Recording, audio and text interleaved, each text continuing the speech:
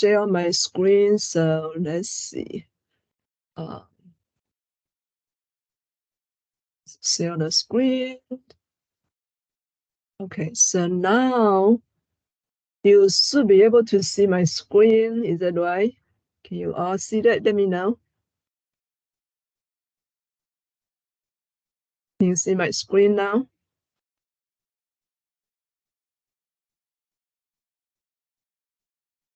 Yes. Okay. All right, good.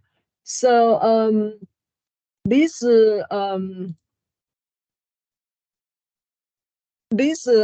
unit 3 will be include section 4.1 and then chapter 5. Chapter 5 will be from 5.1 to 5.4. Okay, so that is the one we're gonna cover tonight. Is the one section from 4.1 and then 5 section from chapter 5. 4 section from chapter 5. Okay, so totally actually it's 5 sections. All right. One section is 4.1. 4 section will be 5.1 to 5.4. Okay. So 4.1 is about a discrete probability distribution. So what is a discrete? As we mentioned there earlier in the first couple chapters, discrete is something you can count, right? You can count 1, 2, 3, 4, 5, something like that. Something you can count is called the discrete, that kind of thing, that way. All right.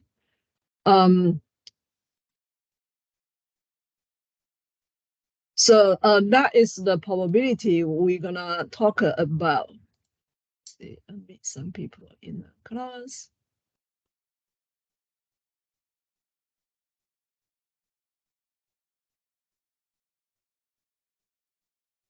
Okay, so just make sure everyone got in.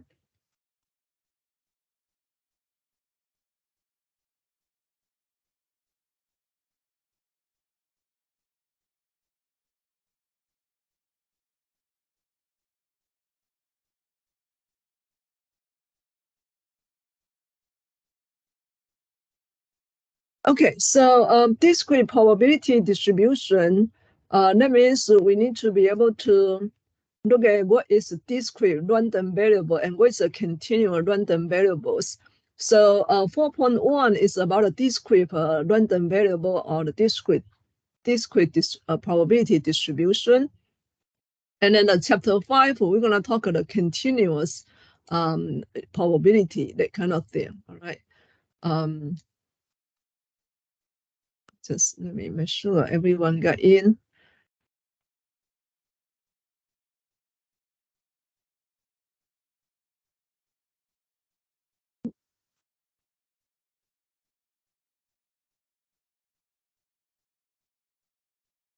It's a bit tricky when I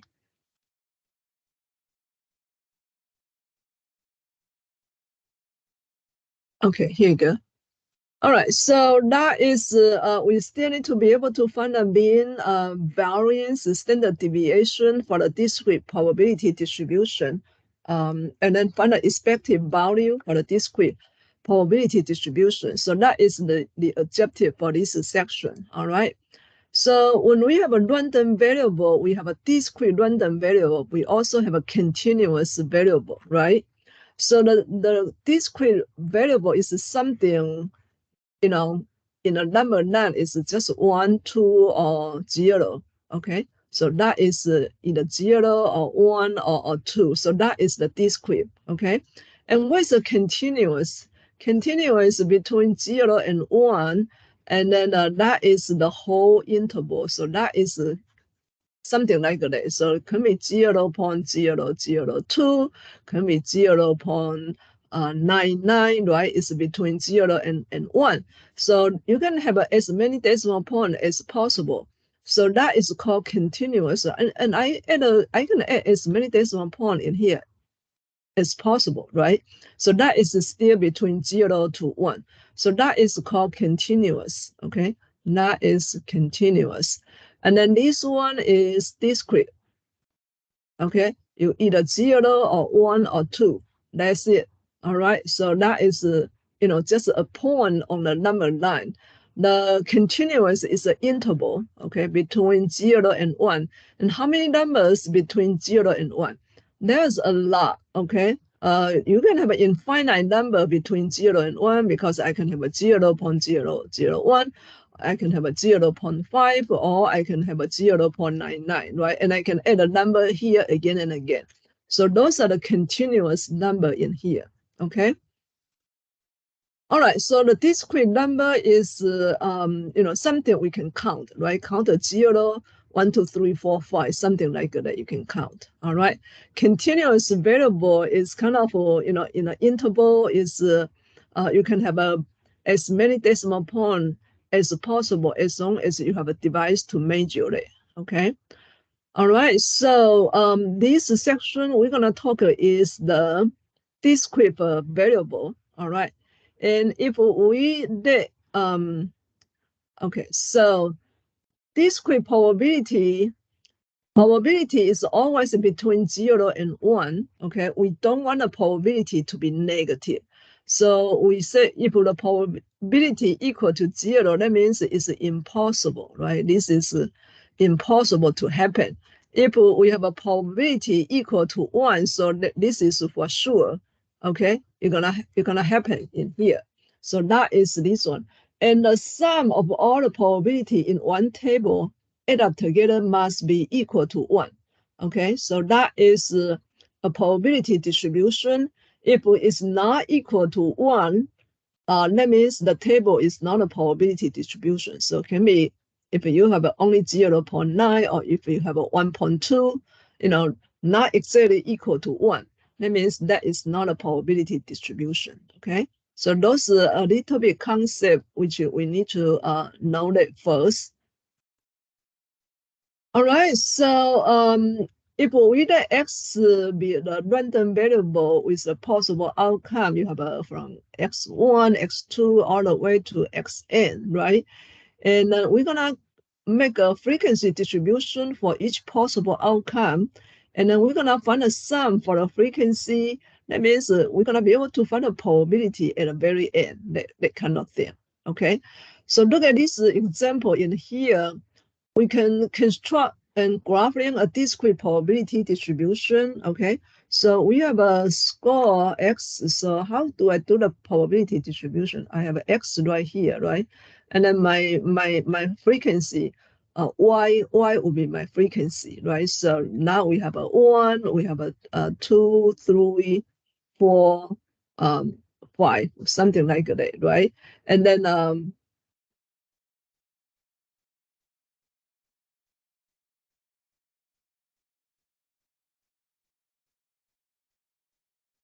okay, so and then like I said, when I have a 1, my frequency is 24. Okay, so if I have this is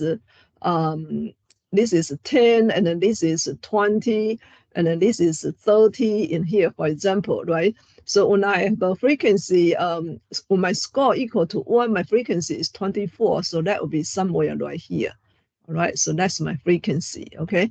And then when I have a 2, this will be 33, all right? So this is 40, so 33 will be somewhere around somewhere right here, right? So I can drop a 9 in here, and then when I have a 42, and then I can graph this one right here, right? We can move up a little bit more, and then that is 42, okay, 42. And then when this is 4, this is 30, so 30 is about right here, okay? So that's 30 for the 4, okay? And then when this is 1, this is 21, so 21 will be somewhere right here. All right, so that is my frequency distribution for this table in here, okay? So you can see this frequency distribution is kind of, if I kind of drop a regression line, this is kind of something going up, right? And then also coming down. So a little bit similar like a bell curve, okay? So we're gonna say this is kind of roughly symmetric, something like that. All right, approximately.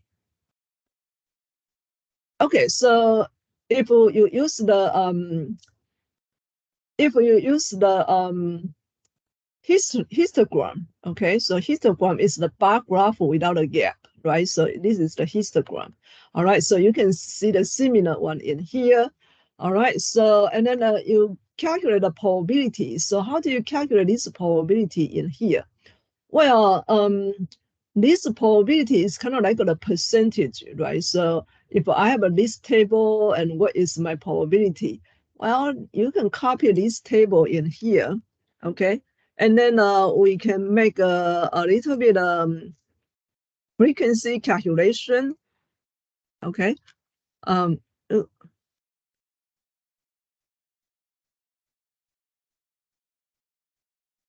all right, so basically we add all of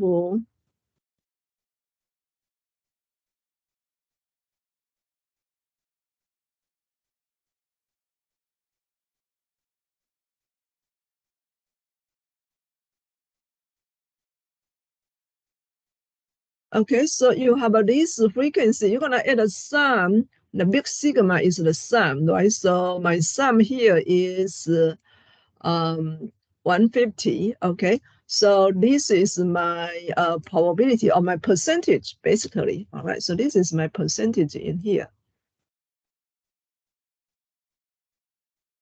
All right, so 24 corresponding to how many percent? 24 divided by 150. Okay, so that is 0.16. I'll make it a little bit bigger. All right, so and then we add all these together. So that is my frequency distribution. Look at that. All my table add up together. This totally should be equal to 1, right? 1 is 100%. Okay, so that is the percentage, or sometimes we call it probability. Okay, so that is this one right here. So that's why you have a score 1, that's 0.16, right? So you have a score 1, that's 0.6. Score 2,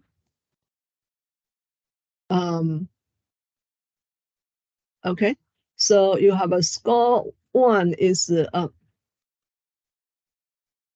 0.16, score 2 is 0.22, so 0.28 for 3, 0.20. All right, this one, if you want to make it a little bit one more decimal point, you can do this one right here, okay? So that is 0.20, and then score 5 is 0.14, all right? So that is how you calculate the probability, right? So this probability is kind of like a percentage. You add all the frequency together, and then using this is kind of like the probability using F over N. All right, N is the sum of all these frequencies. You add all these together, okay, and that's 150. All right, so each probability you using each number divided by 150. All right, so that is how you calculate the probability in here. And this graph, if I do a little bit regression line, okay, so this graph a little bit something kind of going up and then coming down right here. All right, so we can see this is kind of roughly or approximately symmetric. Okay, not perfect, but it close enough that we can say it's approximately symmetric. That kind of thing in here. All right. So that is how you construct this probability distribution. Look at it. My X number is the integer, right? It's either 1, 2, 3, 4, or 5. Okay. If I say this is the number of the, and this is individual psychology administrator personality interval, a test for the passive aggressive, to these 150 employees, right? And then the 1, that means extremely passive, and 5 is extremely aggressive. Okay, score 3 indicated, kind of in the middle, basically. All right. So that is the giving this 5 score. So that is the probability distribution. And if we want to find the average, okay, so if we want to find the average, how do we find it? Okay, all right, so that is the mean, right? If we want to find the mean, okay, if we want to find the mean, how do we find the mean? Okay, that's another question later on. All right, so this one, just next example, we're gonna come back to find the mean in here, okay? But let's verify if this is a probability distribution table or not.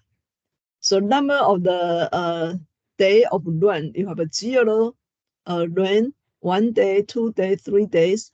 And one thing is, if this is a probability distribution, this probability add up together should be exactly equal to 1.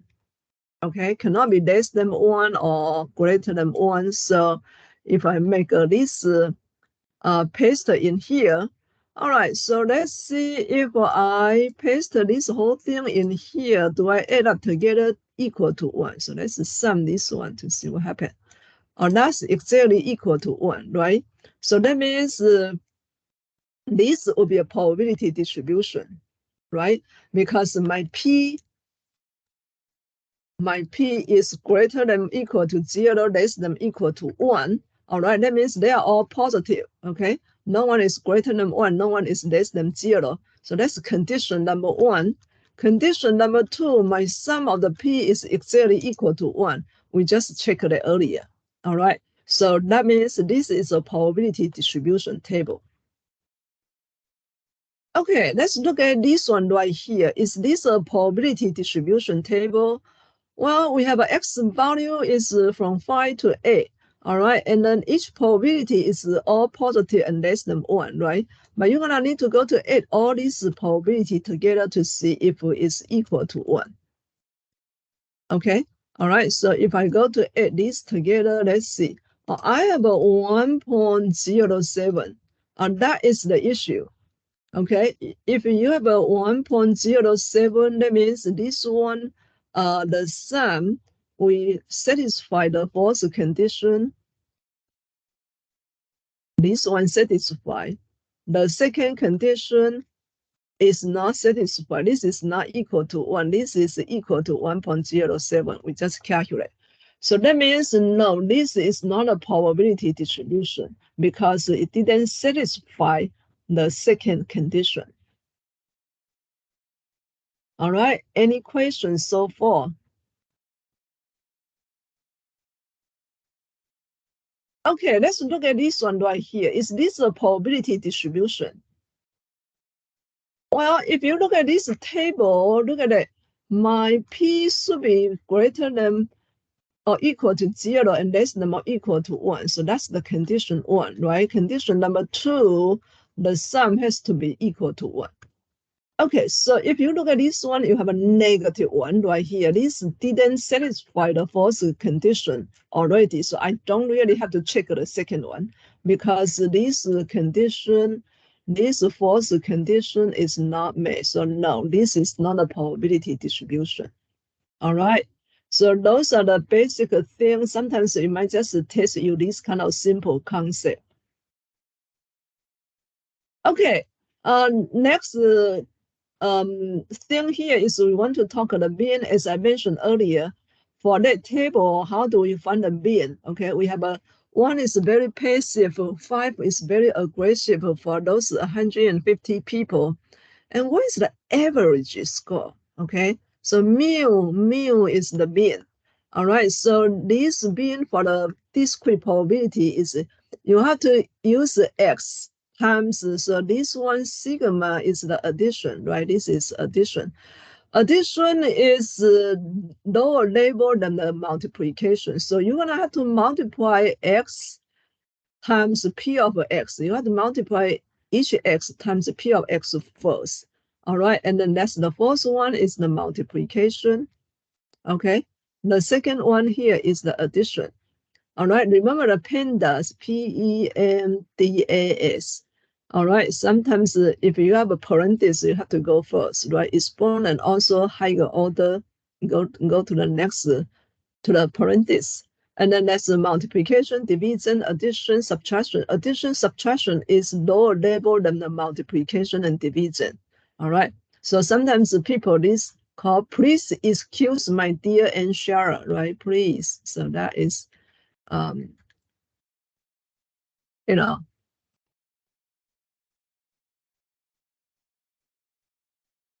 all right, something like that, right? So this is PMDA is. All right, so that's the order of operation. Okay, order of operation. Okay, so if you have a parenthesis, you have to go first. You have to calculate first. If you have an exponent, you have to also have to calculate first before you do the multiplication and division. All right. If you have a multiplication and division, you also have to do that first before you do the addition and subtraction. Okay, so that's the order of operation. One thing I want to emphasize here is the M and D multiply and division. These two are called pairs. All right. So when you have pairs, it's first come, first serve. Okay, first come, first serve. So it doesn't have to be M first, D second. If a division come in front of the M, you have to do the division first. Okay. So using pandas, sometimes people just want to make a sentence that way. But basically, if you have so for example, if I have 18 divided by 3, right, times 2, and then plus 4. So which one do you do first? All right, give me a really quick answer. So give me 1 minute to type it in your chat to see what is the answer for this one. All right, give you a really quick basic math algebra review. All right, what is the answer for this one?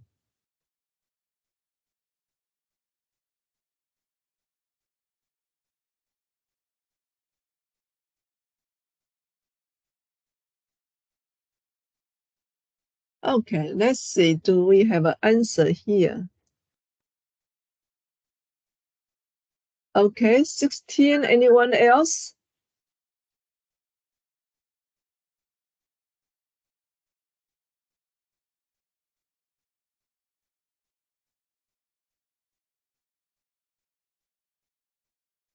Okay, 16 is the correct answer. All right. Let's see, because we just mentioned earlier, you need to do the yeah, 16. Okay, we got a couple of people say 16, so that's correct. We just said earlier, you know, for the multiplication and division is a pair, first come, first serve, right? So you don't do the multiplication, you have to do these two first. Division and multiplication are pair. Whoever comes first, you do that first. So there's no parenthesis here, all right? So 18 divided by 3, you got 6, okay? And then this for the multiplication and the addition, you have to do the multiplication first, all right? Because multiplication and division are higher order than the addition and subtraction. All right, so yes, so your final answer is 16, okay? So that means this formula, I don't really need a parenthesis because we have a multiplication here. So multiplication is a higher order. So you will need to multiply first. So step 1 is you multiply first, and then step 2, you add them together. All right. So sometimes the people add a parenthesis right here. It doesn't hurt, but it's not necessary. Okay. You know, some of the book add another parenthesis outside here. That means say, oh yeah, you need to calculate parenthesis first. But this one is not necessary, okay? Even you add a parenthesis, it doesn't hurt for this one. But, you know, this one, we know multiplication had to go first, okay? All right, so how do I find like the average for the table we talked about earlier? So we have this data value x, right? This is a probability. So you're gonna using the x times p of x. Okay, remember you have to multiply first. Multiply first. You have a 5 of the score, so you have to multiply all 5 numbers with each probability first. Okay, and then the mu is equal to, remember the mu is equal to the sigma x times p of x. So you multiply these first, each one multiply first, and then go to add them together. All right. So mu is the sum of x. Okay, so you have all these add up together, add all these together, and that is the bin in here. Okay. All right. So the bin, you can go ahead and add these together. If you go to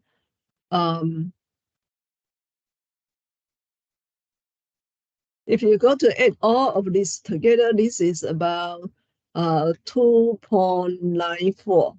Okay, 2.94 in here. Okay, so 2.94 is close to 3, right? So on average, that means on average, people are kind of in the middle, not too passive, not too aggressive, right? But we also have to deal with those, two extreme in here. Okay, so we actually have 0.16 the probability a person will be really passive, right? And then 0.14 of the probability, or 14% of the probability, some people, people are very, very aggressive, right? But you can see like these 3 in the middle are the majority. Okay, so when you have an average 2.94, that means average people, most of the time they are not too aggressive or too passive, that kind of thing. Okay, so that is how you find a mean. We also know how to find a variance. Okay, so this is the formula to find a variance. So we just talked the order of operation earlier. So each data value need to minus the mean first and then square, right? So you have an exponent, so you have a parenthesis, you have to find a parenthesis first. Okay, you have to find a parenthesis first. That's the first step, right? Second, so the fourth step, you have to find a parenthesis. So x minus mu inside the parenthesis. Second one, you have to find the exponent. Okay, so exponent have to go second before you multiply. Okay, so parenthesis exponent, and then you multiply using the whole thing. Step 2, multiply p of x. You multiply. And then step 4, you add them together. Okay, so this one we will need to separate into 4 steps. All right, and the standard deviation, you just take the square root for this whole thing. That is a standard deviation. All right, so that is this one right here. So if I want to find a variance and the standard deviation for this one right here, okay, using this formula, remember using this formula in here. All right, so in order to use this formula, we need to use x. Okay, so I don't really need a frequency. I don't need a frequency for now because I already calculated this probability. Okay, this is a probability p of x. All right, so we need to using my x times p of x. Okay. All right, so x times p of x, we have 1 times 0.16. Okay, and then the rest will be all multiplied, and then I will add them together. Oh no, you have to square them first. Okay. Oh no, hold on. There's one more step here in the middle. Okay, I just missed up in here. Okay, we have to minus the mean. Okay, so mu was 2 point mu here. Remember we said the mean here is equal to 2.94. So I will need to calculate the step 1, x minus the mu. Okay, I'll just type this one, mu. So x, this is x, minus 2.94 minus the mean first. All right, and that is this one. And then my step 2, that's step 1, right? Do the parenthesis. And my step 2, I have to do the exponent. So you're gonna have x minus mu square. Okay, square first.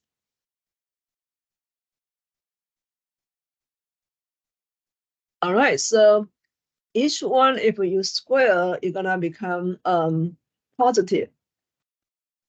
Okay, negative square will become positive. All right. And then one thing is in Excel, as long as you set up the first one, you just drag this one, everything will be calculated, right? And then we're gonna using this whole thing. So let's step through it. This whole thing gonna need to multiply by the p of x. Okay, so we're gonna multiply p of x. All right. So I set up using the equal sign in Excel. Every time you want to calculate, you have to put an equal sign first. And then using this square, multiply the probability. All right. Okay, and then I drag the whole thing down. Okay, so that is my step 3. Okay, step 1, we find the parenthesis. Step 2, we find the exponent. Step 3, we find the product, the multiplication. Okay, and then we're gonna add all this together. So that's our last step here is the big sigma in here. All right, so that is my variance. Okay, that's my sigma square. If I want to find a standard deviation, I just take the square root for this one. Okay, square root is 1/2 of power. All right, so, and then I can just round to any decimal point I want, right? Or I need, if I just round to 2 decimal point, that'll be 1.26. Okay, and this one, if I round to 2 decimal point, that will be 1.62. So 1.62, this one is the variance. Okay, this one is the standard deviation. All right, you take the square root of the variance. So that is the standard deviation. Okay, so that is how you calculate this one right here. Look at it. Let me pull this one in here.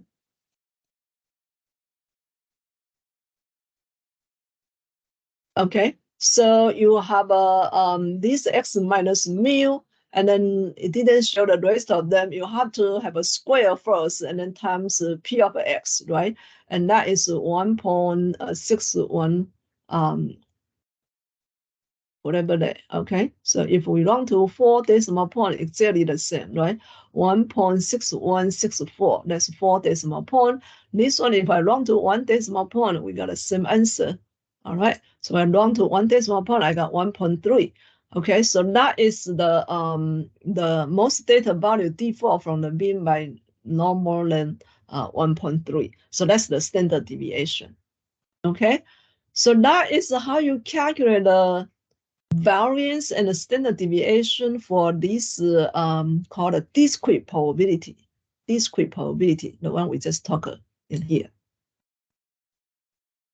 Okay, so this discrete probability also used in one of the application called expected value. Okay, so what is the expected value? Actually, expected value is just the mean. It's just the mean for the random variable. So E of x is still equal to the mu, right? And what is the mu? Mu, we just said earlier, you have a x times P of x and then add them together. All right, so the expected value usually in a lottery ticket, most of the time using in a lottery ticket in here, right? So look at this one right here. This is an application for the mean is called the discrete variable is called expected value. Okay, so a raffle 1,500 tickets are sold at $2 each for 4 prizes.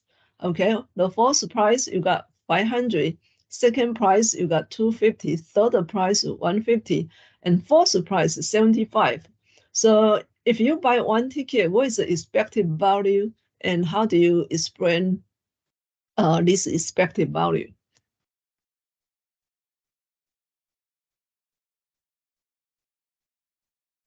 Okay, so I'm sure how many of you ever buy the lottery ticket? Like a jackpot or Texas lottery, whatever. Did any one of you ever buy the lottery ticket? Give me a thumbs up, say yes. You can have a reaction right here. Look at the reaction right here. You have a thumb up, say yes. Someone said no, never buy the lottery ticket. No one buy the lottery ticket. All right, okay. I bought a lottery ticket as well, but I don't try to buy all of them to win, right? If you're trying to buy all of the lottery ticket to win, you actually lose. Okay, so we're gonna explain that why. So sometimes we say, I did pull tabs in. Okay, all right. So, okay. We say you need to pray responsibly, right? We don't want to pray like irresponsibly. Something is like a sport ticket, right? Now they have some people bidding on the sport, the game, those kind of things. So yeah, so you got a lot of things to bid on, but as long as you play responsibly. It's just something for fun, which is okay. All right, I'm not against that. Actually, one time I was having a class with a bunch of these the called elementary, the secondary, school teacher, right? And I said they said the Texas lottery usually support like a school education, so they're all very excited after class. They said everyone gonna go to buy the ticket, right? All right. But when you buy the ticket, you don't try to buy them all to win, right? You buy them responsibly. So you might just buy one or two, something like that, okay? Definitely not trying to buy all of them to win. We will do the math calculation and you will know why, okay? All right, so we said earlier the expected value is equal to the mean, all right? And mean is the sigma of x times p of x. Okay. So for this one, the challenging part here is you have to set up your x value. You have to set up your p of x. Okay.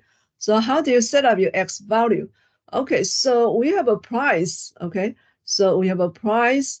We usually using the x value is using the gain. Okay. How much you gain? All right. So if you win a false ticket, if you win a false prize, if you want a false price, do you have to pay $2 to buy the ticket? The answer is yes. So you actually gain $4.98. You do not gain 500. Is that right? Because you have to spend $2 to get a ticket. Okay, so this is you kind of net worth. You gain $4.98. All right, so if you want a second prize, okay, if you want a second prize, you got $2.50. Same thing, you have to buy the ticket. So this will be $2.48. So $2.48 is you net gain value. All right. And then very similar, if you have a $1.50, you actually gain, if you want a third prize, $1.50, you actually gain. Remember, we're using this as a gain. All right, gain $1.48. If you have a 75 or something, you minus 2, so you actually gain 73. You gain $73. All right. How about if you do not win at all, what happened? Well, you're gonna just lose $2. Okay. We have a -2. You did not gain anything. You did not win anything. You will just lose $2 in here. Okay, so that is our X value. This is our setting at the X value. And then we're gonna go to look at the probability. So what is the probability of winning the false prize? What is the probability of winning the 500 prize? Well, we only have one ticket here. So that's 1 out of total ticket, 1 out of the 1,500, right? So this is called a classical probability. Okay, if you only have one false prize, if I have a 2 false prize, now I have a 2 over 1,500, but I only have a 1. Okay, this is a 4 prize for all these 4. So each one is only 1. Same thing, I only have a 1 second prize. So that's the probability of winning the second one, the probability of winning the third one, the probability of winning the fourth one. They are all the same. Okay, so you have an equal chance of winning one of these 4 prizes. The problem here is, how about the rest of the people? Well, we only have a 4 prize, right? And then we have a 4 prize. Okay, and then we sell what? 1,500 tickets. Okay, so how many of them not winning anything? How many of them will not win anything at all? Will be 1,500 minus 4, right? So that's 1,496. Look at it. So you have a 1,496 out of 1,500 chance that you do not win anything. All right, so that is how you set up this probability distribution. So that is the application for the bid. All right, so now we have this whole thing. We're gonna just go to add and multiply them together. Okay, so this will be x times p of x. So you have a 498 times 1 out of the 1500. Same thing as this one. This is 248 times this one. And then 148 times 1 out of the 1500. And then 73 times 1 out of the 1500. All right, this one will be negative 2 times 1496 over 1500. Okay, so now we're gonna go to add all of this together. Add all of this together. Okay, and then the final answer is our expected value E of x. Okay, or the bin.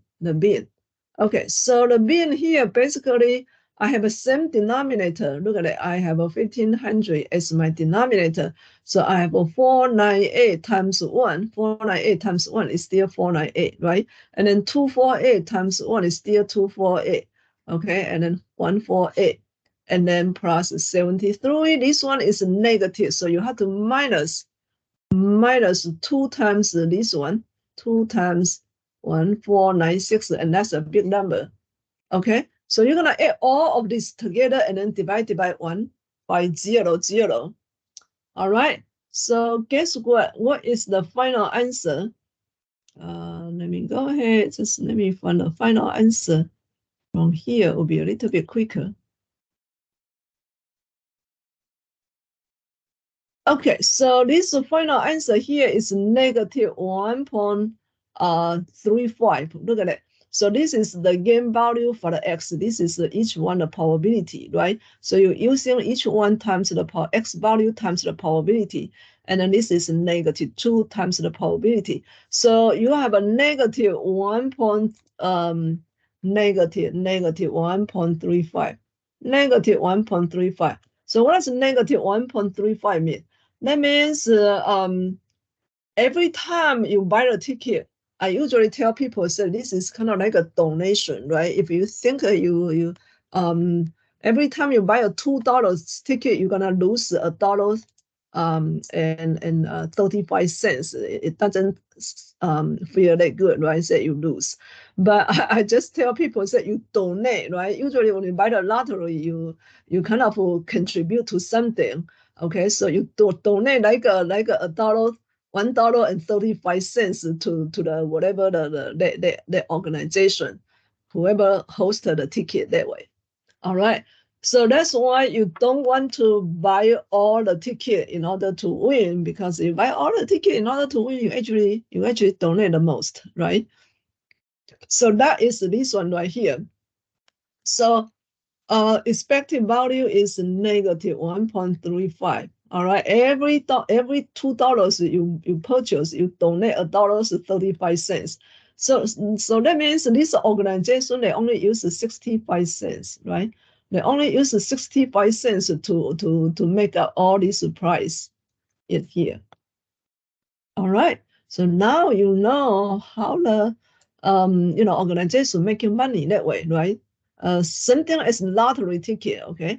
When we buy the lottery ticket, the millions of people purchase that, right? And then it seems the price is so high, but the probability of winning is so low, right? So the organization is still making money.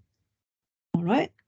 So that's how you do this discrete probability for this type of application. Okay, any questions? Any questions so far?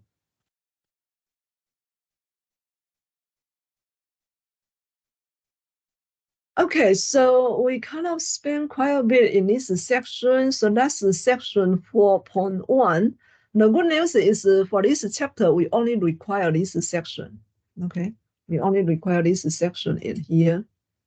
We're gonna go ahead and look at the 5.1.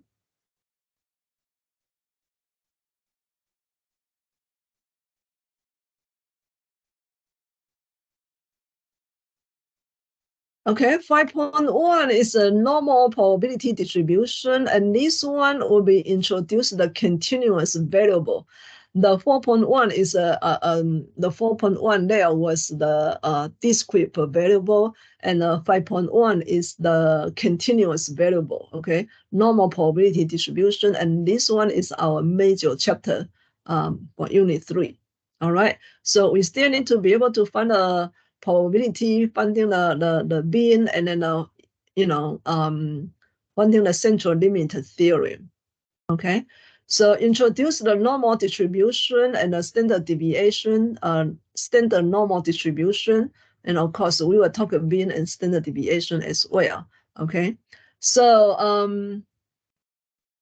continuous variable. So we said earlier, continuous variable, that means there's no discontinuous point, right? Between 0 and 3, there's an infinite number between 0 and 3. So you're using the interval. You don't use the dot in there. This is the whole interval. So this whole interval from here is 0 to 24, right? So if you think of 24 hours a day, how do you live for 24 hours?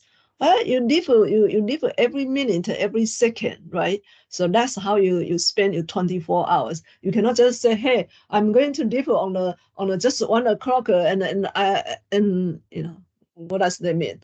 And then you live in 2 o'clock, and what happened between 1 and 2? Well, you have to survive in order to reach 2 o'clock. So you live every second, every minute, that kind of thing. All right. So the time is a continuous variable. Okay.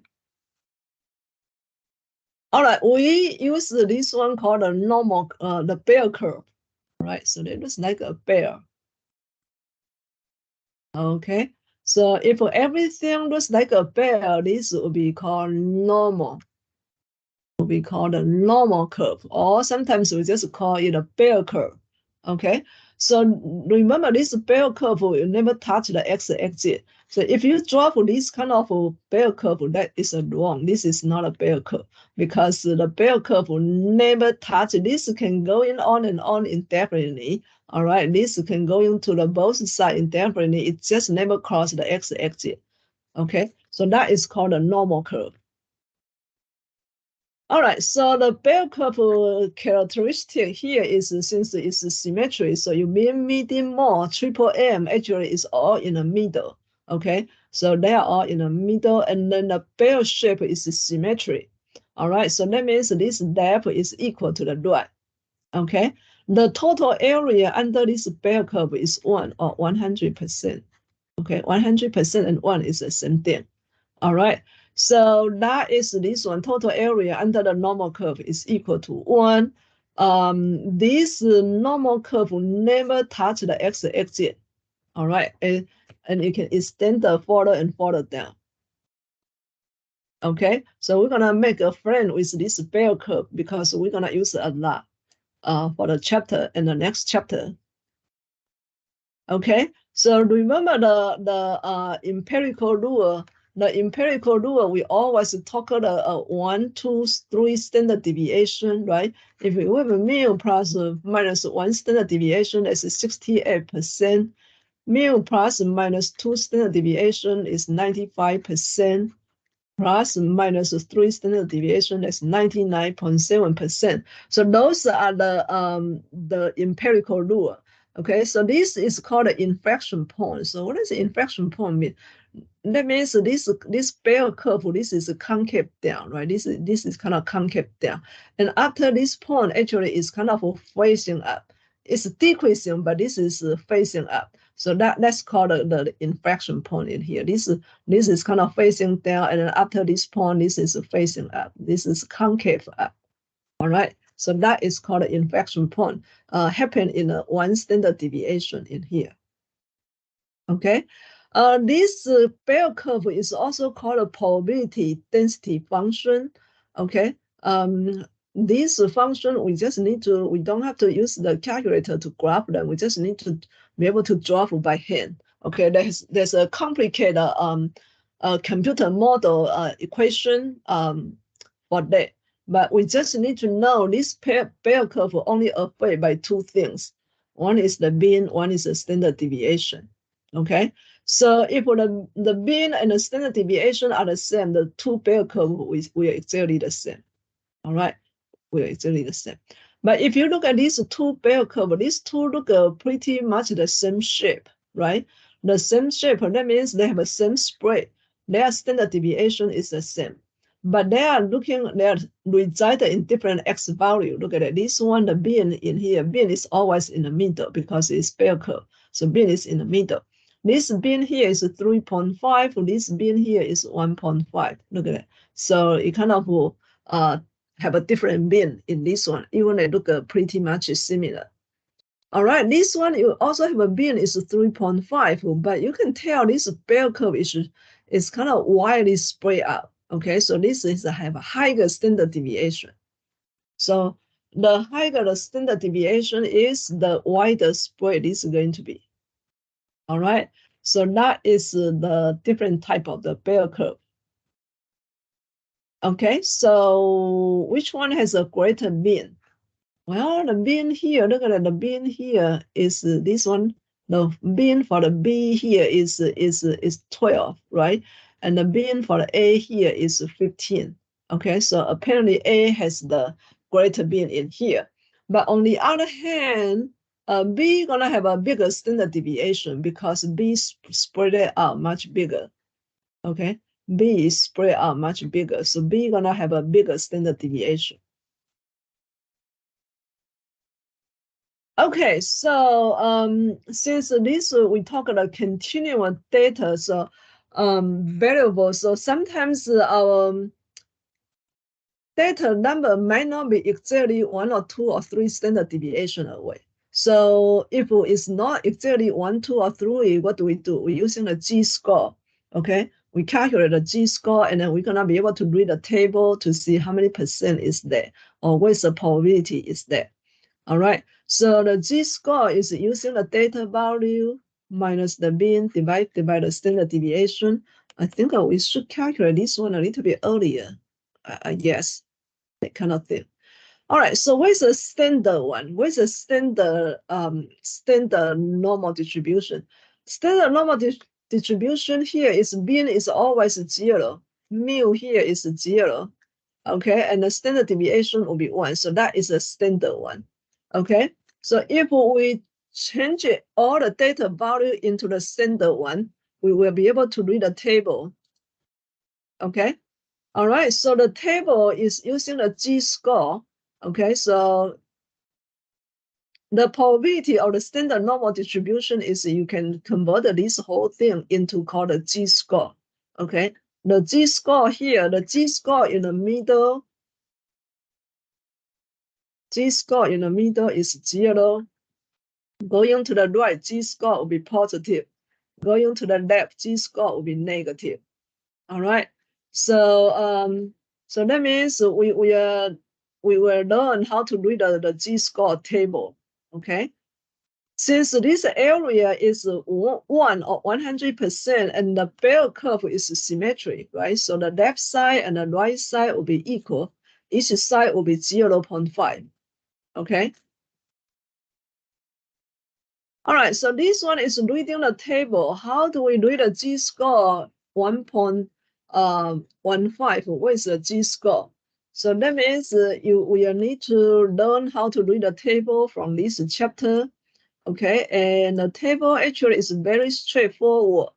So let's see, we have a table. I think I also posted this table on the, I mean, you can find this one on your step, my step there. But I think I also posted on the, download the whole thing, posted on the Canvas. Okay, so first, before you read this one, you have to know this is called a key or the legend in here, right? This is called a key. All right, or the legend in here.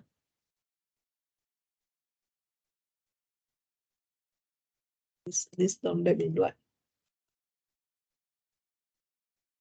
Okay, so that is the key or the legend. So this one means this is the area to the left. All right. So whatever your G-score is means area to the left. Okay. So if we have a positive 1.25, okay, let's see. If I have a positive 1.25, so I have to go to the positive one, right? And I go to the top one. So that is the top one for the 0.5. So this one will be z-score equal to 1.25. All right, so if I have a z-score is 1.25, my area to the left will be 0.8944. So this is my z-score. If this z-score is z-score is 1.25, right? And then that is the area. So this whole area to the left will be 0.8944. So that means this will occupy about 89.44% of the entire area. Okay. But if I have my z-score is negative 1.25, so I need to come here to look at my negative 1.2, and then I have a 5 on the top. All right, so that would be 0.1056. Okay, so if I have a z-score equal to negative 1.25, this will be just this small area. Remember, the z-score area is always corresponding to the left, area to the left. Okay. All right, so look at this one right here. This one z-score is 1.15. So you go to the 1.1 on the left, and then look at the 0.05 on the top. So that is 0.8749. Okay, so that's the area to the left. This one is negative 0.24. So you go to look at the negative 0.2 and then look at the 4 in here. So the area to the left will be 0.4052. Okay. All right. So finding the area under the normal bell curve is always the area to the left. Okay, or area to the left. And sometimes the people say, well, since the table only point the area to the left, how about if I want to find my area to the right here? How about if I want to find this area? Well, unfortunately, the area to the right, we don't have a table to do it. But we know the total area is 1. So you just using 1 minus the area to the left. Okay, area to the left is 0.8907. So this is subtract, this will be 3901. Okay, so this area to the left here. So this area to the right here is 0.1093 because my 0 to the left is 0.8907. So these two added together should be equal to 1. Or if you want to find the area to the right, you just subtract area from the left, subtract from 1. Okay, so that will give you the area to the right. Okay, how about if you want to find the area in the middle, just like this one? This you want to find the area between these two z-score. So you have find the area. Area is also the probability in a bell curve. So z-score will be greater than negative 0.75 and then less than 1.233. So we're gonna go to read the 2 z-score area. If you read the 1.23 is area from here all the way to the left, right? If you read the z-score is 0.75 is the area from here all the way to the left. So if you're using the bigger area minus the smaller area is exactly the area in the middle or the blue one. Okay, so I'm going to use the probability of z equal to 1.3 minus the area or the probability of z equal to 0.75. It's not using this number minus this number. It's using the area. Okay, the area in a bell curve is also the probability. So you're gonna have to go to read the table first. So 1.23, I think we read it a little bit earlier. Let's read it again. 1.23 is positive, right? Positive 1.23. Okay, we have 1.25 earlier, 1.23 right here. Okay, so that's 1.23.8907. Okay, and then we're gonna go to look at the area to the left, which z-score is negative 0.75. Okay, so we're gonna have to go up, go to the negative 0.7 right here. Okay, 0.75 in the middle right here. Okay, so that area is 0.2266. All right, so the area is 0.2266. And then you're gonna just go to subtract these two. Okay, so if you subtract these two, let's see, what do you get? This we're giving you 0.6641. Okay, so that means this area in the middle is 0.6641. All right, so that is the three situation, right? First situation, if you want to find the area or the probability to the left, you just read the table. Second situation is if you want to find the area to the right, you just using 1 minus the area to the left. Okay, this is the third one. If you want to find the area in the between, in the middle, you will need to using the bigger area minus the smaller area. All right, any questions? So that is our 5.1 already. Okay, this is a 5.1.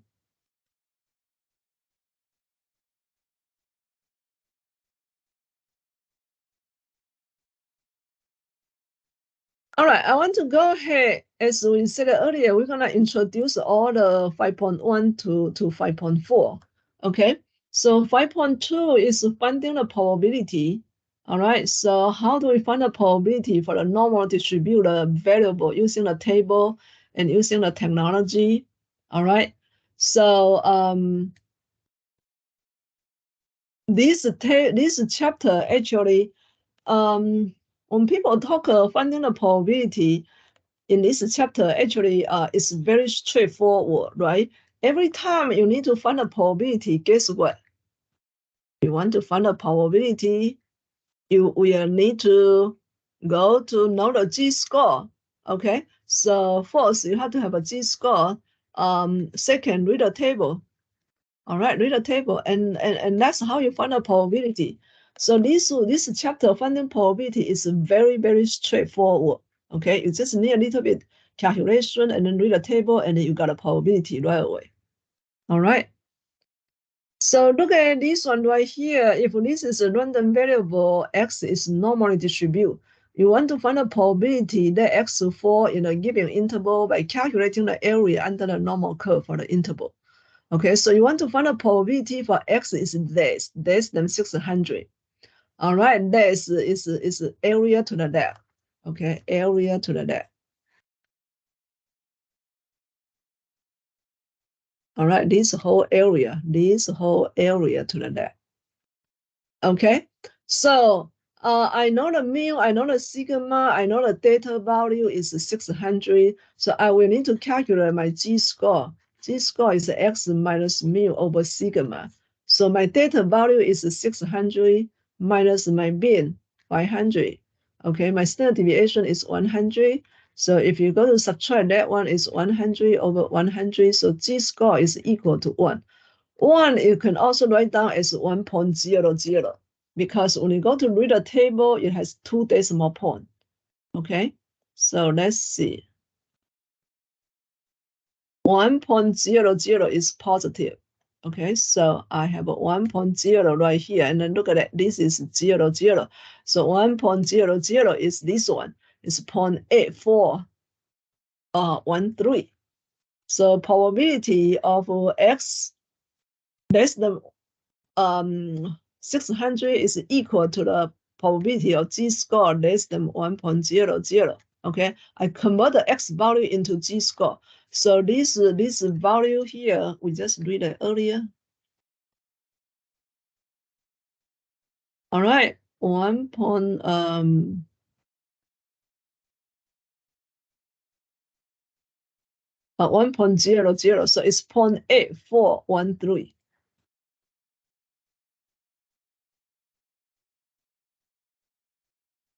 All right, so or you can write down at 84.13%. Okay, so the probability of selecting a number less than 600 is 84.13%. Or you just say 0.8413. Okay, any questions? Anyone has any questions? Yes, I have a question. Where can we find the table that you are projecting? Okay, so this table actually is on the e-text. It should have on the e-text, but if you cannot find it from your textbook, I can post it from the I can post that from the I can post that on the Canvas, basically. I can download and post it on Canvas because this one I download this one from the book, the ebook. Oh, okay. Yeah, thank you. Yeah. I would appreciate it. Okay, no problem. I can just post this one I already download. If you cannot find it, I can just post this page, the whole table. You know, there's 4 pages here. Yeah, I can just post it on the Canvas, so that way you don't have to go to find it. Thank you very much. You're welcome. All right, so let's look at another example. Okay, this chapter is finding the probability. Okay, chapter 4 is the discrete probability. Chapter 5 is the continuum variable probability, that's why we use the bell curve.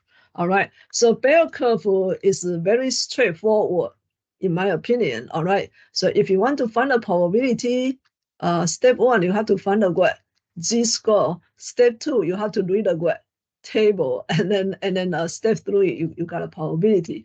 So you just have to know is this area. So the probability is the area. Okay, it's the bell curve area. All right. So you're gonna need to look at is the area to the left or area to the right or the area in between. Okay, so you just have to identify which part of the area you're looking for. And you have to read the question very carefully. Okay, so let's look at this one. National study found that college student with job or work average of the 22 hours per week. Okay, standard deviation is 9 hours. So a college student with a job is selected at random. So let's choose one college student only. We're gonna talk a little bit more later on, but right now it's all using one. Okay, so we want to find a probability that a student work for less than 4 hours per week. Assume that the length of the time college student work are normally distributed and can be represented by the variable x. So normally distributed, that means it's a bell curve, right? Or even if it's approximately normal distribute, we can still treat as a bell curve to do the calculation. So I like to draw a little bit bell curve. Okay, and then I write down everything I have from the question. My mean here is 22, average is 22 hours. Okay, my standard deviation here is 9 hours. And I want to find a student that work less than 4 hours. So 4 is less than 22, so it should be on the left side. All right, less than 4 hours. What does less than mean? That means the area to the left. Okay, if you have an area to the right, it's greater than 4 hours. So this is area to the left. So this is area to the left. Okay, so what does the area to the left mean? That means I only need to read the z-score. My z-score, go to read the z-score table. Z-score table, the area will be the final answer. I don't have to add or subtract, that kind of thing. Okay, so step 1, you have to find the z-score. My z-score is x minus mu over sigma. All right, my x here is 4. Look at that. 4 minus the mean. That's why I like to write down everything there, so I don't have to go back to the question again. And then divided by this one will be 9. Okay, so this will be negative 18 divided by 9, or negative 2. Negative 2, you can think it's negative 2.00, right? So now I go to read the table. Okay, my z-score here is negative 2, or negative 2.00. So I have an area to the left. So when I go to read the score, that will be area to the left. So my area, or the probability that the x will be less than 4. Let's see what do we get. 2.00, or negative 2 right here, negative 2. Look at that, this kind of change. Look at that, the negative one is start with its 0.09. So my negative 2.00 actually is the last one. not that one right here. It's this one, not this one. Okay, not that one. Remember, I have to read the top as well. And then if you look at the positive one, positive, when G starts stay positive, this is actually 0, 0 is right here. Okay, when G is negative, 0, 0 actually is on the last one. All right, so that's why you always read it very carefully. Don't assume. Okay. All right, so I have a negative 2.00. That is 0.0228. Okay, 0.0228. If I change it into percentages, so that means 2.28%. All right, so a little bit less than 3%. Okay, so apparently a lot of students have to work, right? Just like that's why we have weekend college in here. All right, only less than I would say less than 3%, right? 2 point, it's just round to 1 decimal. Yes. Like it was fine, like it was normal. All right, so only 2.3% of the people work less than 4 hours per week. So what does the majority of people mean? That means quite majority on 90. Quite a bit of the people work more than 4 hours a week. Okay, so that is how you do this one. You want to come here and check it out? Oh, I'm sorry. Can you mute your speaker? If you are not, Because it was registering way too hot for the temperature that I set it at. It was like going up like rapidly. There was no smoke forming. Yeah. Kimberly, can you mute you. you on a shutdown cycle. What happened? I shut it down. Okay. Hold on. It was going way above what it was the temperature supposed to be. Hold on, Jeff. Okay, we need someone to mute the. Yeah, because I don't want this to start. Kathleen, can you mute your speaker? Kathleen, can you mute your speaker?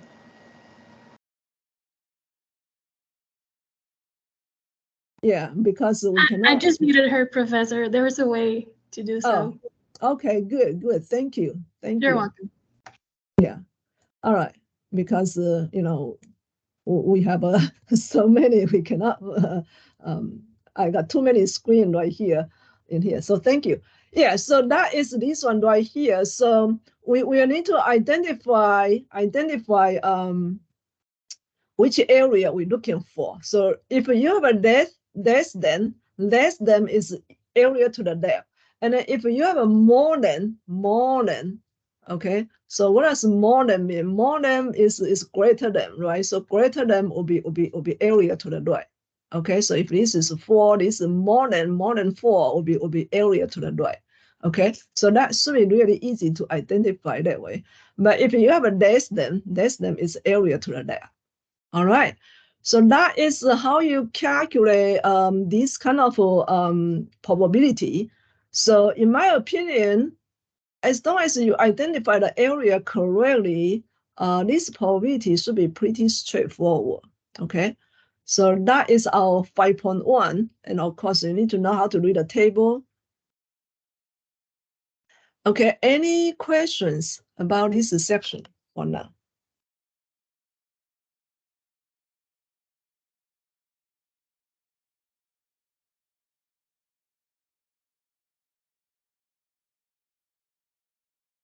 Okay, if not, we're gonna move on to, we have a 2 more actually. We have that's 5.1. We also have a 5.2. Oh, that is a 5.2. Okay, good. So that's 5.2. So we have 2 more sections to go. All right, 5.3. Okay, I know this is kind of a accelerate course, so we have to cover quite a bit in one week. All right. So 5.3 is finding the data value. So basically, we're still using the same formula, right? Look at that. We have a z-score equal to x minus mu over sigma. So if I giving you the x value, if I giving you the x, giving the mu, giving you the sigma, you can find the z-score, okay? And then this section here is you want to find a value. So that means if I'm giving you the z-score, can you find the x value? So the answer will be yes. So the good thing is in the table, we also have a x formula. Okay, so you multiply both sides by sigma, and then you have x minus mu, right? And then you add a mu on both sides. So that is the x formula for that. So that means if I'm giving you the mu, giving you the z, giving you the sigma, you should be able to find the x. All right, so that's called finding the value in here. Okay. If you look at the formula, the table include a formula. Let's see. This is only the table. You still have a formula as well. Okay, I'll find out the formula sheet and I'll post all together. So the good news is this formula is also in the formula sheet, so you don't really have to solve for x. You can just graph and use that. All right, so that's finding the data value in here. Okay, transfer the z-score into the x value. Okay, so you're gonna need to find the z-score from the table. All right, so giving you the z-score, you're gonna need to find the data value basically in here. But sometimes the z-score is given in a different form. Okay, if we're giving you the probability, so remember in the bell curve, the area is also the probability. All right, so if I'm giving you area is 0.3632, can you find a z-score? Can you find a z-score? So basically, this is called reading the table backward. So what does reading the table backward mean? That means I'm giving you the area. You need to find a z-score. Okay, we just learn a forward, right? Forward is always easier. So I'm giving you the 0.32, and then if I'm giving you the 0.32, 0.3 right here, 0.32 right here, right? So we can read the z-score right away. But this question here is if I giving you the this data value, can you find so for example, I'm gonna giving you this probability is 0.8907. Can you find a z-score?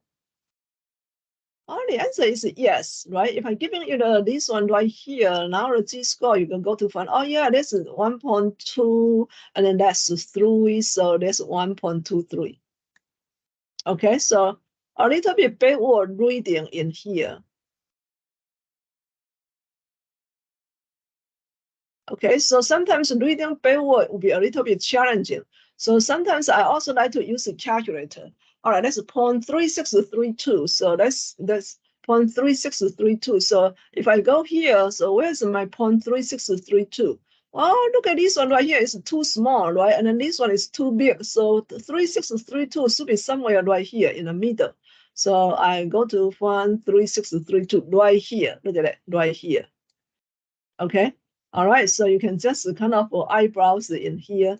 And then the 0.3632, that is negative 0.3, and then go up here. So it's negative 0.35. Okay, so that is how you read the table backward, negative 0.35. All right.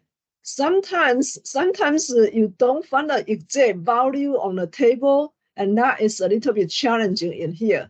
So if you don't have an exact value in the table, you're going to have to estimate. So instead of a 0.3632, if I have a 0.3631, now what happened?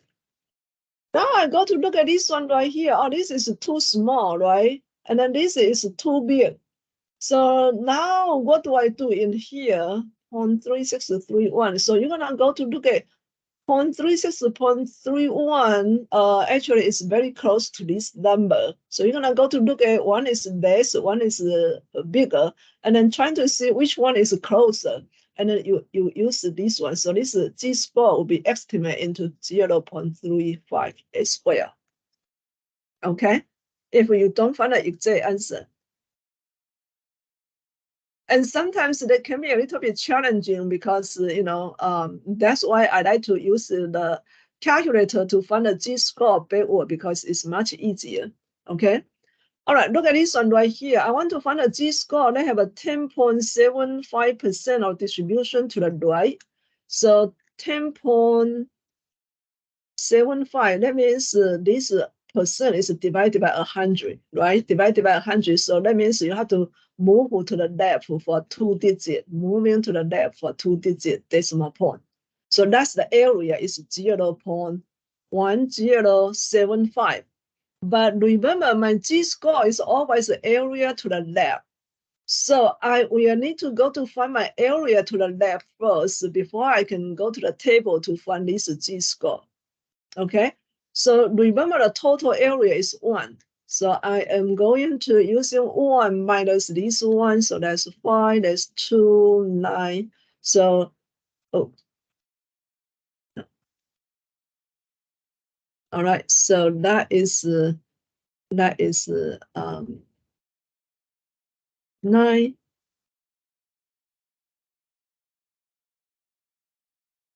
Oh, that's 1 right here. So that should be 8. All right, so that's 0.8925. Okay, so that's 0.892. You can use a calculator if you need to. All right, I just didn't open a calculator, trying to do that by hand. Okay, so that is the area to the left. So when you go to using this table, so you're gonna go to read a 0.89. You're gonna go to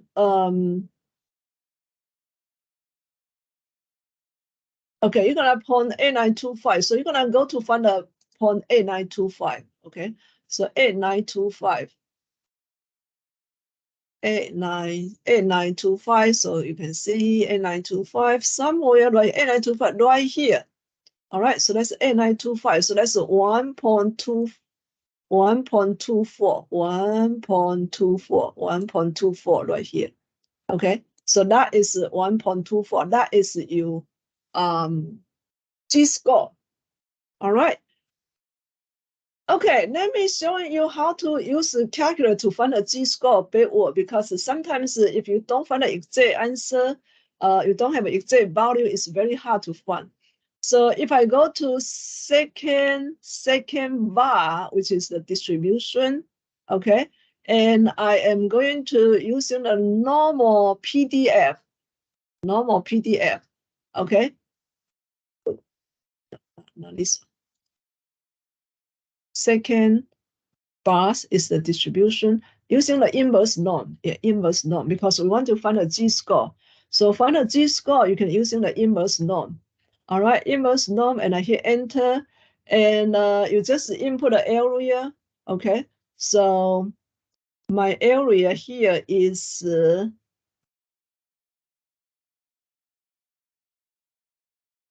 actually my calculator is a newer version, so it has an area to the left, to the right, or in the center. If you have this kind of calculator, okay, let me show you another type of calculator, which you don't have a. If we use a little bit older version of the calculator, it still works. It just doesn't have a TI-83 Pro. Okay, let me show you this one right here.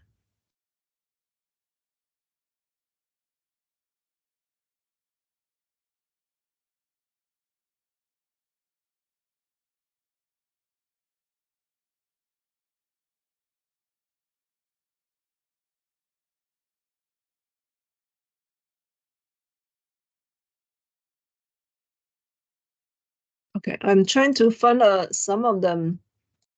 Okay, that one I couldn't open right now. All right, so if you don't have some of the calculator do not have a left, center, and a right, the default is always on the left.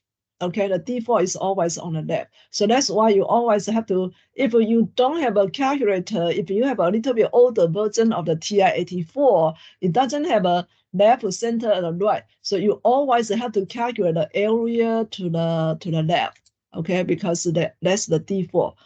This one, I calculate the area to the left here is 0.8925, right? 0.8925.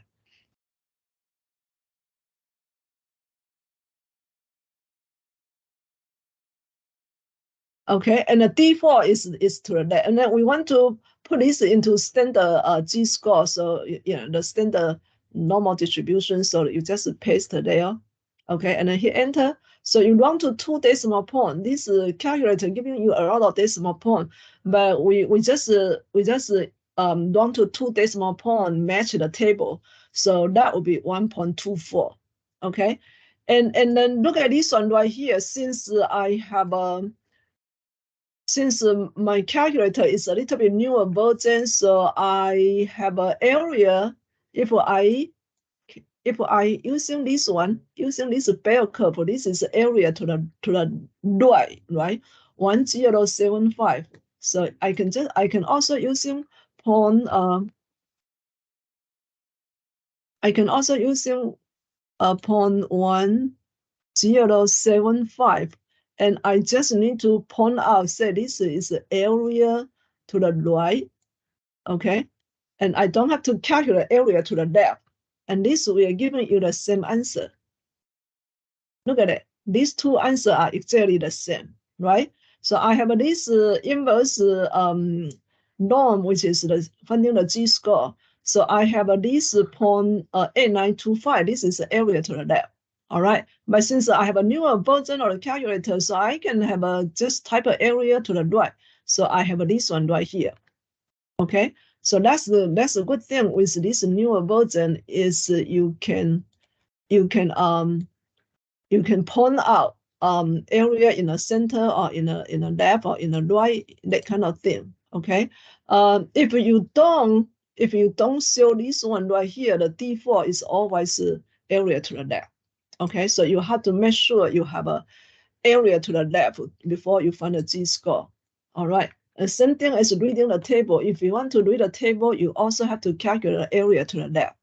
Okay, and then find the G-score.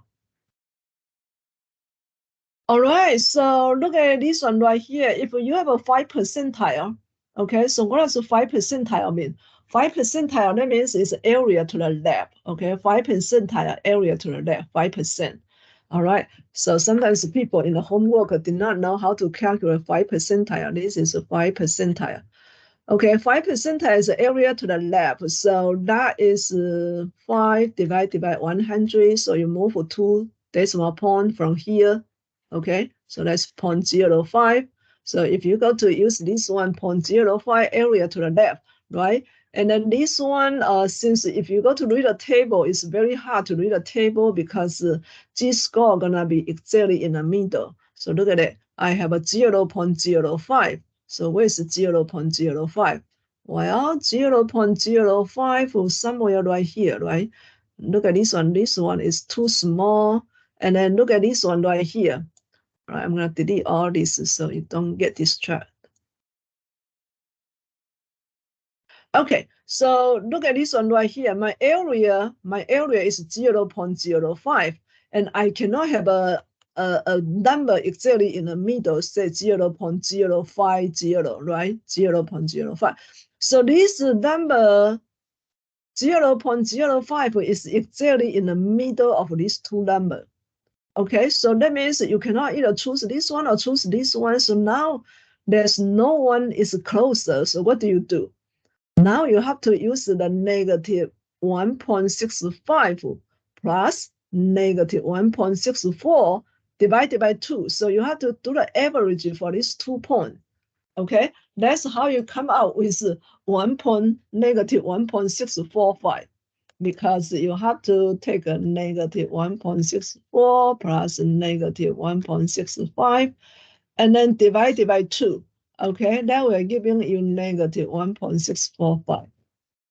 All right, so that calculation can be sometimes a little bit challenging. But if I go to the calculator, okay, just show you one more time, how do you find this inverse norm? Go to second bar is a distribution.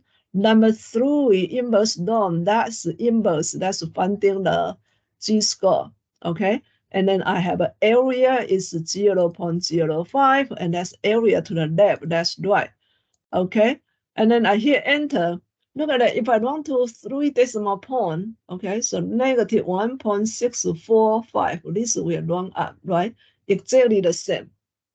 All right, so that we are giving you much easier to find a Z-score by using the calculator. All right, how do you find a 90 percentile? Well, 90 percentile, that means the area to the left is 90%. Okay, area to the left is 0.9.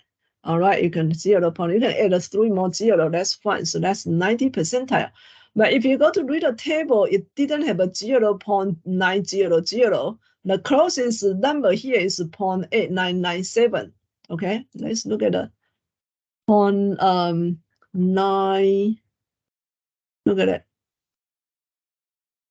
I have this one, I have that one. Okay, which one do you choose? We choose the closest one, right? So if I choose this one, it only have a 0.003 different. If I choose this one, it's gonna have a 0.0015 different. So apparently 0.9, we are closer to this one. We are closer to this one. So that's why we choose this one instead of that one. That way. So that's 1.28. 1.28. All right, that's how you get a 1.28. If I'm tired of calculating all these, I just put it in a calculator. Okay, that's why I like to use the calculator to find. Oh, hold on. All right, second bar distribution. Go to the inverse norm, and I just say 0.9. 90 percentile, 0.9. Okay, I don't have to input that many decimal points.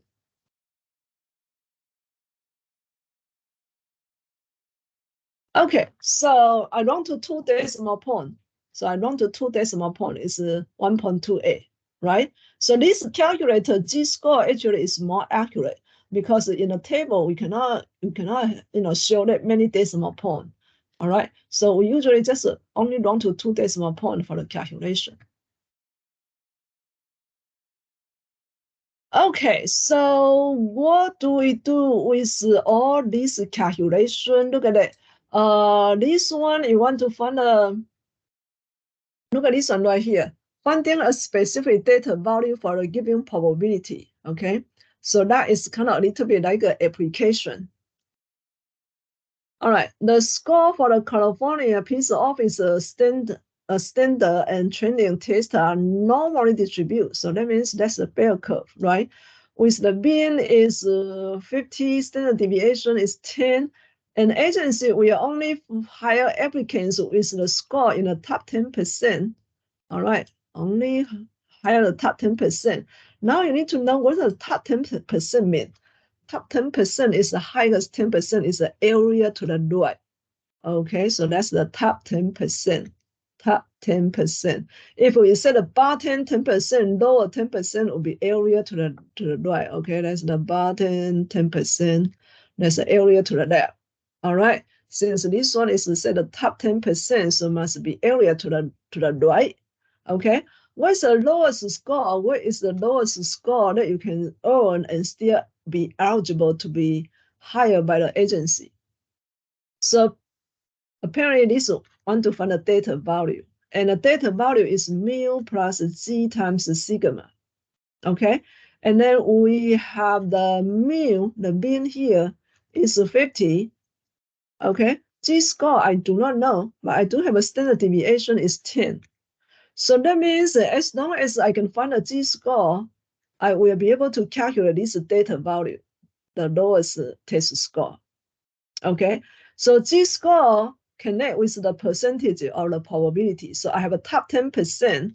Okay, top 10%, you need to go to find a Z-score. This Z-score corresponding is 1.28. And you will wonder why this is 1.28, right? You can use a calculator to find them. You can find the area to the right if you have a newer version of the calculator, or you can just simply calculate this area to the left will be 0.9, right? This is 0.1. So area to the left will be 0.9. So we just look at this one earlier. Look at it, 0.9. If you have an area to the left, 0.9, my z-score here is 1.28. All right, so I will just use 1.28, plug it in, 1.28 times 10. So 1.28 times 10 is 12.8, right? So that's 62.8. If you run to the integer, that means it's 63. Okay, so that means in order to score in the top 10%, your lowest score must be 63. All right, and if you test a score in a 63, you will be still eligible on the top 10%. Of course, if you got higher score, it's better, right? But this is the lowest score that you can still be qualified as a top 10% and getting higher. All right, so that is this section, which is called finding the data value 5.3 section. Any questions? Anyone has any question about this one? Okay, one more section to go for the last section. Okay, basically the last section is very similar to the previous one, but when we talk the previous section, we always sample 1. Okay, n is always equal to 1. When n is not equal to 1, n usually is, when n is greater than 1, we have one called the central limit theorem. All right, so that is the last section, sampling distribution and the central limit theorem. All right, so that means, in short, that means you can sample more than 1. All right, so if you take a 2 or 3 or 10 at one time, now you have this sample is n is greater than 1, right? If your n is greater than 1, your sample mean is still equal to the population mean. That's what I mean in here.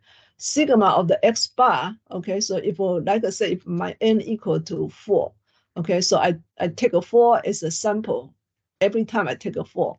So this sample mean is still equal to the population mean. But since your sample size increases, so your standard deviation will decrease. So why is it decrease? Because n is greater than 1, so your sigma x bar gonna be less than sigma, okay? Because you're gonna divide by a number that is greater than 1.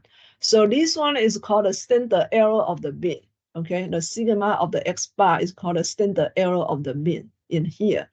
So the only thing difference here is when you do the sigma, you must divide by the square root of n, okay? You must divide by square root of n in here. So that is called a central limit theorem. All right, so what happened in this calculation? Well, this calculation, when you come to the z-score, when you do the z-score, right, z-score, if we have n equal to 1, my z-score will be just x bar minus mu over sigma. But if my n, like I said, if my n equal to 4, what happened? Now this mu become mu of the x bar, right? Sample mean. And then this sigma becomes sigma of the x bar. So sample mean is still equal to the population mean, but I just choose this one divided by square root of n. Okay. One thing is if you type this whole thing into the calculator at once, you need a parenthesis for both top and down. All right. You need a parenthesis, very, very important. If you don't have a parenthesis for either one of these, you're gonna get a wrong answer. So even the denominator still need a parenthesis. Okay. All right, so let's do this one more question. This is the last question for tonight. Okay. Finding the probability for sampling distribution. The bin, room, and board expense per year at 4 years is $10,453. You randomly select 9 colleges, not just one, but you randomly select. So your n here is 9, your n here is not just equal to 1. Okay. What is the probability that the bin, room, and board is less than this amount? Assume these are normally distributed, okay, with a standard deviation is this much. Okay, so what are we looking for? We're looking for the probability in this chapter. And remember, probability in this chapter, you have to find a z-score. Second one, you go to read the table. Okay. And then number 3, you identify the P. Okay, you identify. All right. So either area to the left, to the right, or in the middle.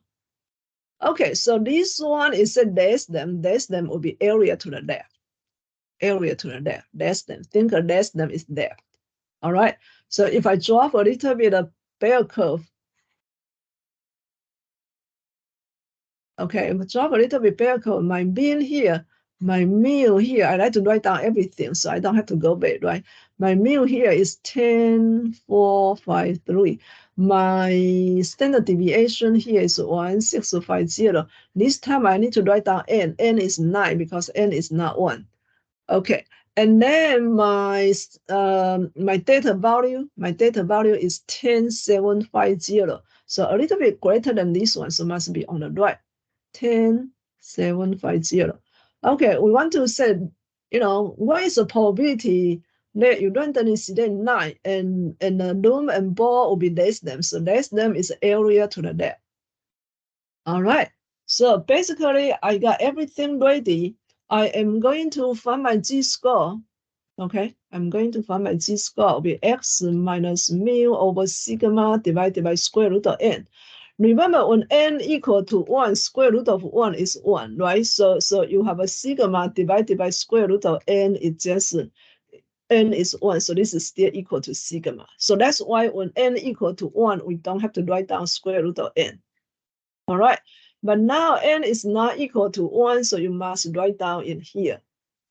Okay, all right, so we have a x, we have a x, it's 10,750 minus mu is 10,453. Okay, sigma is 1650 divided by square root of n is 9. Remember, I mentioned earlier, I emphasized earlier, very, very important. If you want to calculate everything together, you must use the parentheses. If you don't use the parentheses, your answer is going to be wrong. Okay, include a denominator. All right, so let's see how do we type this one into the calculator. Okay, let's do it step by step in here. Even using a calculator is still very important, right? Because if you don't get a calculator right, you never get a correct answer. So remember parentheses, 10,750 minus 10,453. All right, parentheses. And then divided by, since my denominator also got 2 numbers, so anytime when you have a 2 numbers, you need a parenthesis. Okay, so 1650 divided by square root of 9. If you know square root of 9 equal to 3, you can just type a 3 here, right? But if you do not know, just go to second x squared, that's the square root. Okay, anytime you need to hit a blue button, you have a blue button, you have to hit second first. All right, and then make sure you cursor up before you close the parenthesis. Okay, so you have a parenthesis on the numerator, you also need a parenthesis on the denominator, and hit enter. All right, that is the correct answer. So your z-score here is 0.54. Your z-score here is positive 0.54. Since I'm reading the area to the left, so my x less than 10,750 is equal to my z-score is less than 0.54, right? We converted this data value into the standard score. Now we can read a table, okay? So I'm going to read my table. Reading forward is very easy. All right, let me go ahead and delete all this so you don't get confused. All right, so 0.5 right here. Okay, so we have a 0.5 right here, 0.04 right here, so that will be right here. Okay, so 0.54, this reading forward, just read the table, very easy. So you have a 0.7054,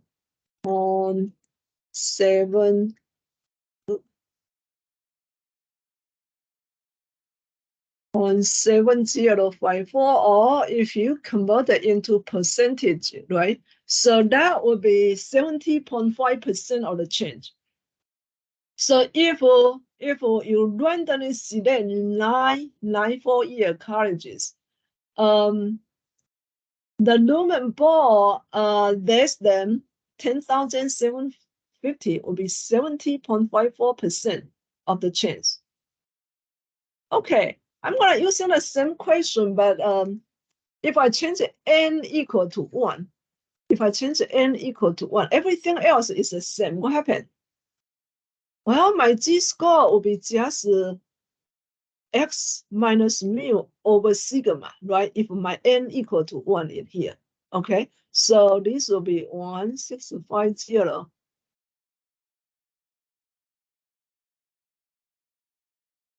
All right, let's see what happened with this z-score. All right, so I still need a parenthesis on the numerator. Oh, hold on. It didn't take a mind.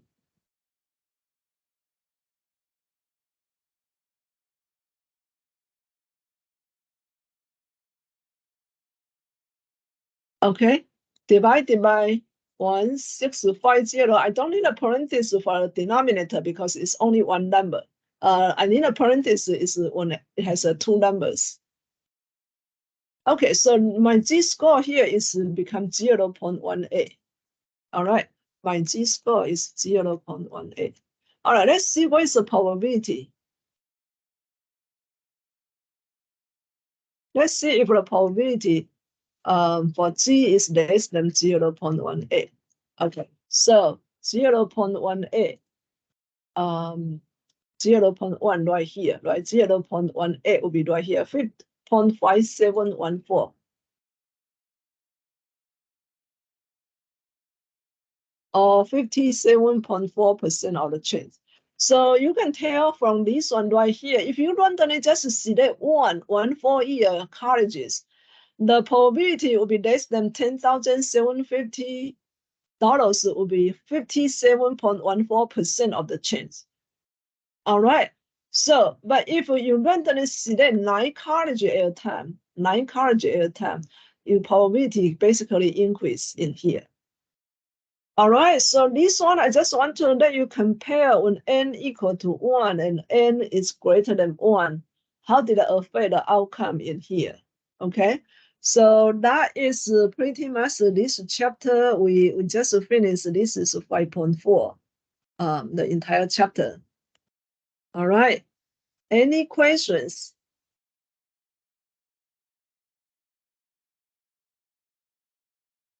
Okay, I'm going to stop recording.